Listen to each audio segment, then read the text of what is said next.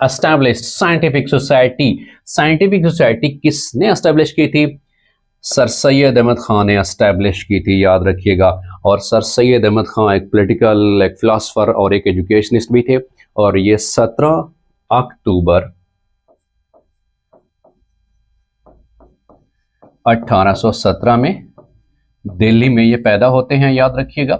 और कब इनकी डेथ होती है? 27 मार्च 1898 में ये अलीगढ़ में इंतकाल कर जाते हैं। और फिर इनके हवाले से जो मोस्टली सवालात ये बनते हैं कि इनकी जो एजुकेशनल सर्विसेज हैं उसके हवाले से ये सवाल बनते हैं कि सर सैयद अहमद खान ने जो एजुकेशनल सर्विसेज दी थी उस हवाले से मदरसा जो है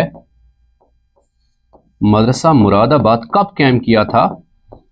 1859 में ये कायम किया था, याद रखिएगा। और फिर इन्होंने MAO स्कूल बनाया था, मोहम्मदन एंग्लो ओरिएंटल स्कूल, ये 1875 में बनाया था। और यही जो स्कूल है, जो ओरिएंटल स्कूल है, ओरिएंटल से मुराद है कि लैंग्वेज स्कूल, जिसमें लैंग्वेज पढ़ाई जाती थी, ये स्कूल फिर बाद में बनता है कॉलेज में।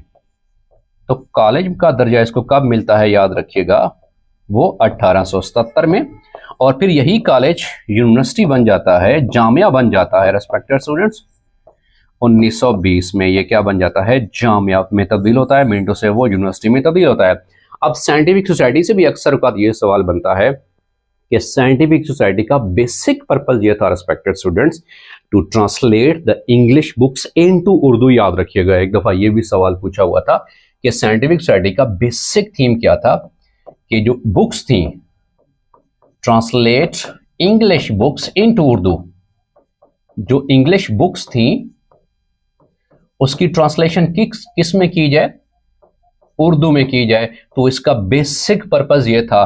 तो सर सैयद अहमद खान का बेसिक थीम ये था, जिन्होंने मुसलमानों को कहा था कि भाई आओ साइंटिफिक एजुकेशन की तरफ आओ, दुनियावी तालीम की तरफ आओ। एट द सेम टाइम जब मदरसा देवबंद वो रिवाइवल ऑफ जो है मजहबी तालीमात उनकी तरफ जा रहे थे, तो सर सैयद अहमद खान वो वाहिद यूँ समझ लो तहरीक आज़ादी की बुनियाद रखने वाले थे, जिन्होंने कहा भाई साइंस की तरफ आओ, इंग्लिश की तरफ आओ।